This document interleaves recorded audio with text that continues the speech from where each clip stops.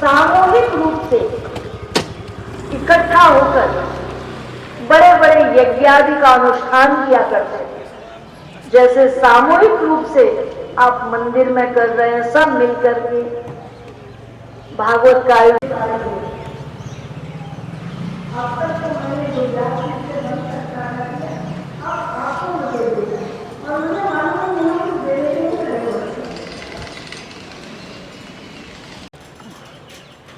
मुझे आपको पैसा नहीं, पैसा तो व्यवहार को चलाने के लिए है, मैं जानती हूँ। आश्रम चल रहा है, ये सब जो अतिथि यज्ञ में आएंगे उनकी व्यवस्था करेंगे और महाराज युधिष्ठिर गुरुजनों का सम्मान करेंगे, गुरुजनों का पूजन करेंगे। सबके लिए सेवा का भाग जब बढ़ गया तो भगवान श्री कृष्ण ने अपने लिए सेवा क्या चयन की पता है? भगवान ने कहा मैं इस यज्ञ में सेवा करूंगा, जब अतिथिगण भोजी जो जूठी पत्तल बच जाएगी, वो जूठी पत्तल जूठन उठाने की सेवा भगवान कहते हैं मैं करूंगा। भगवान ने अपने लिए ये ऐसा देव आपको कहीं नहीं मिलेगा। एक तरफ तो अग्रदेव बनकर पुजवा रहे हैं और दूसरी तरफ यज्ञ में जूठी पत्तल की सेवा हो, भगवान को हार पहनाने की सेवा हो, भगवान को तिलक लगाकर पूजा करने की सेवा हो। सेवा सिर्फ सेवा है, इसलिए सेवा कभी छोटी और बड़ी नहीं होगी।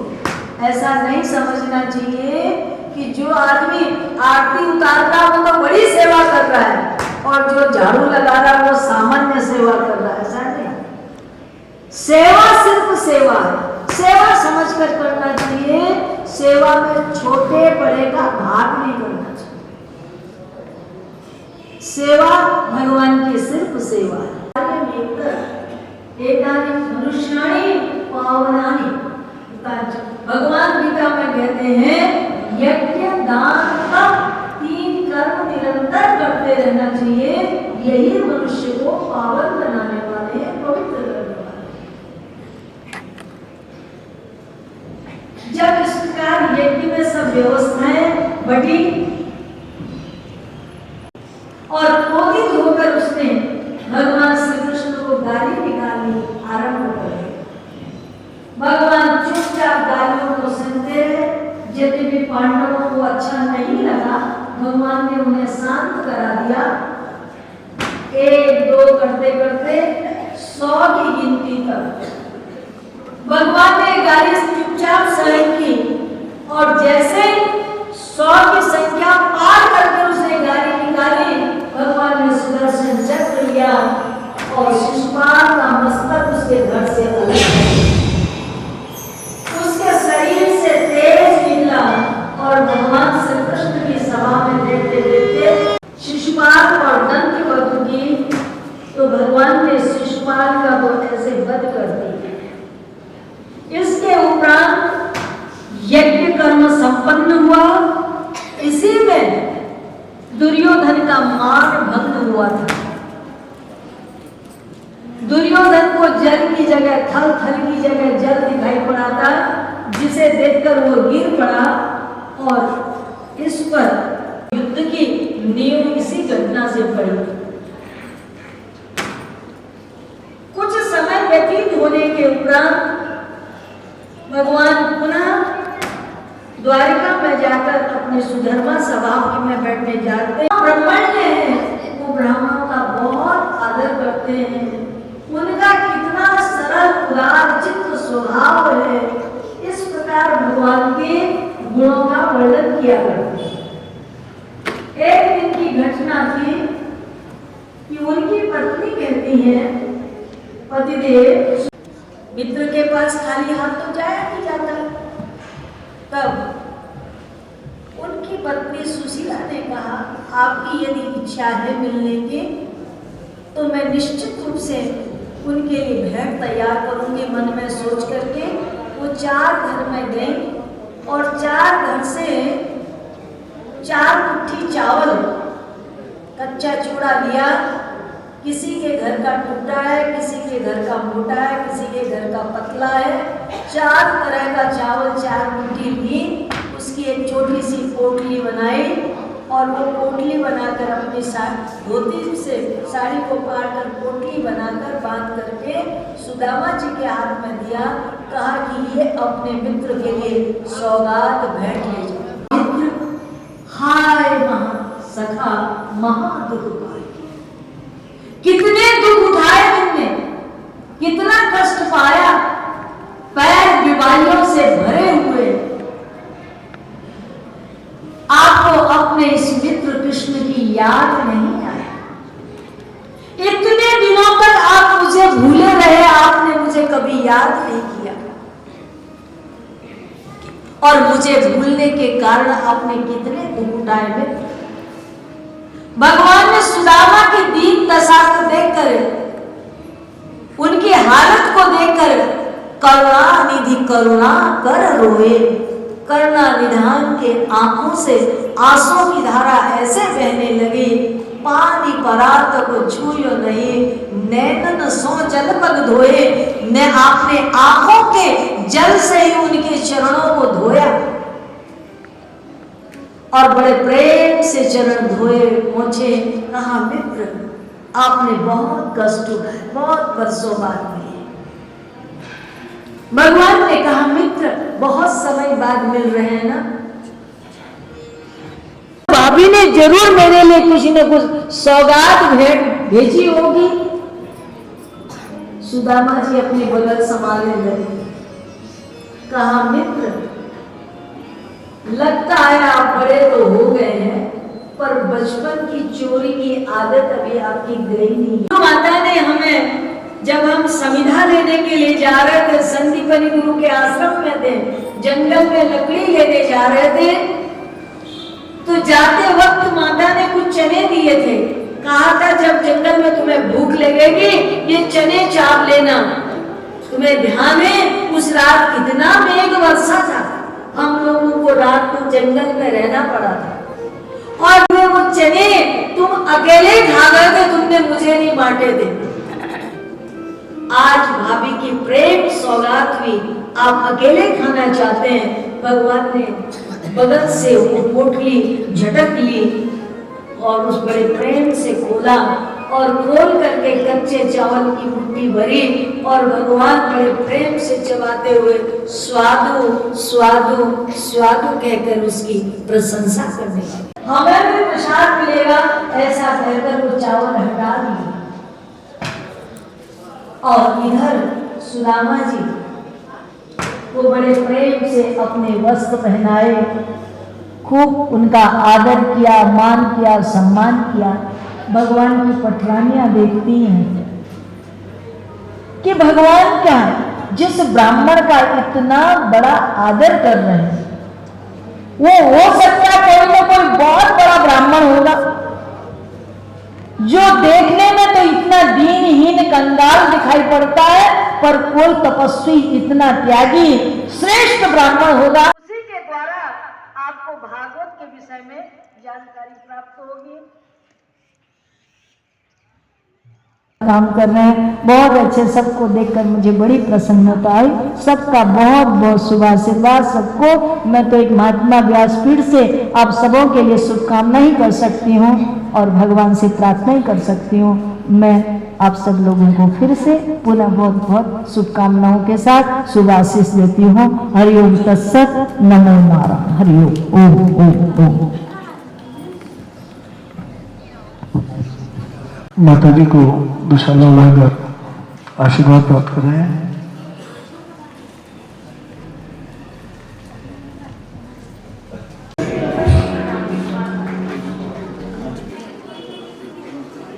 पिपलेश्वर महादेव मंदिर समिति की ओर से भी माता जी का स्वागत सम्मान किया जाएगा। आदरणीय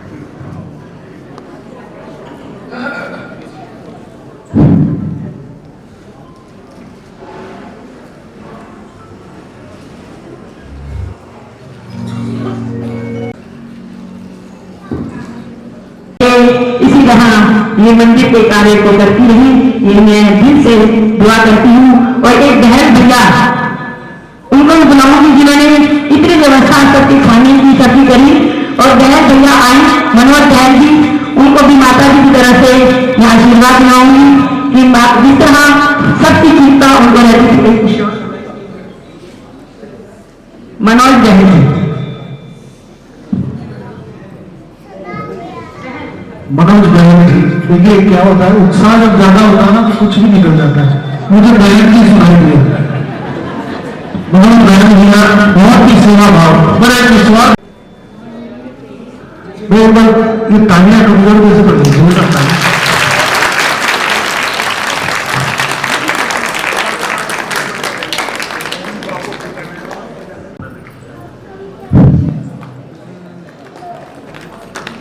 सात दिनों तक आप लोगों ने बड़े प्यार से, बड़े प्रेम से, बड़ी श्रद्धा से ये कथा सुनी। माता जी के मुखारबिंद से जो ये अमृत वर्षा हुई है, मैं ज्यादा समय नहीं लूंगा क्योंकि माता जी को जाना है। 31 वर्षों से भागवत कथा हमारे मंदिर में हो रही है।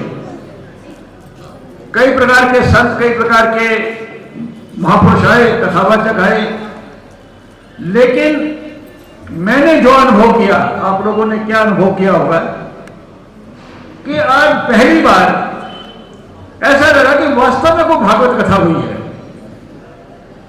इनके मुखारबिंद से निकला हुआ एक एक अक्षर अगर ध्यान से आप लोगों ने सुना होगा तो वो दिल में उतर गया और लगा कि हमको कुछ प्राप्त हो रहा है यहां पर आने से।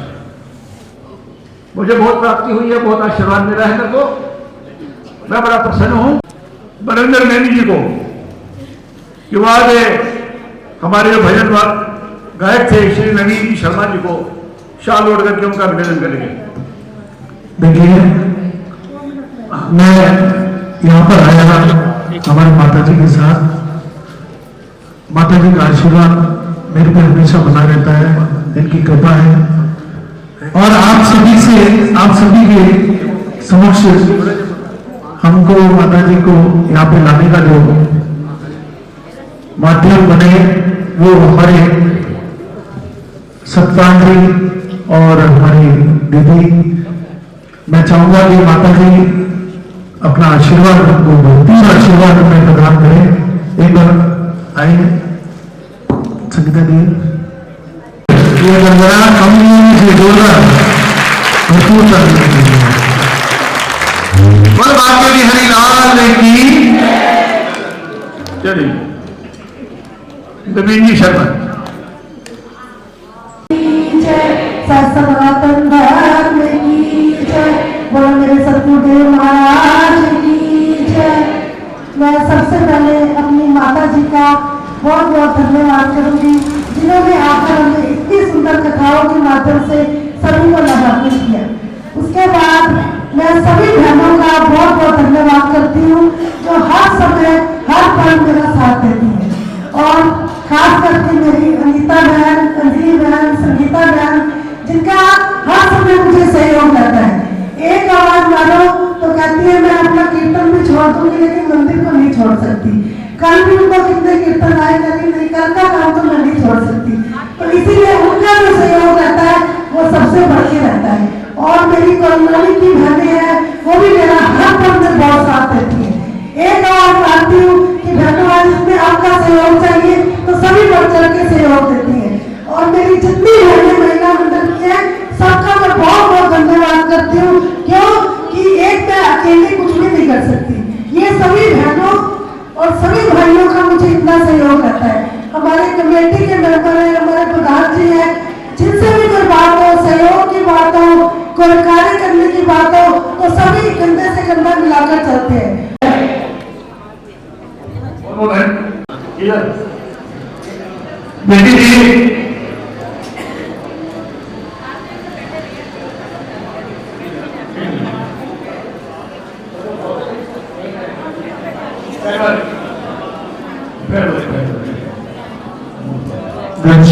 घनश्याम जी देखिए जी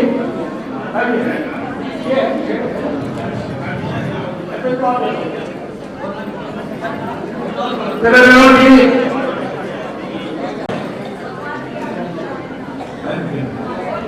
बेटी जी गा रहे थे बेटी जी अच्छा आप बोले लो माधव पुजारी जी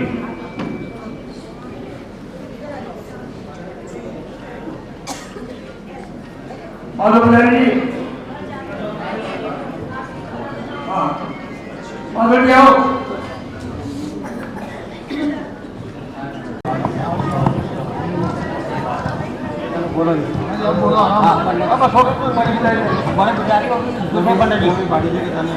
हाँ भी करते हैं राजू पंडित जी राजू पंडित जी कहाँ हैं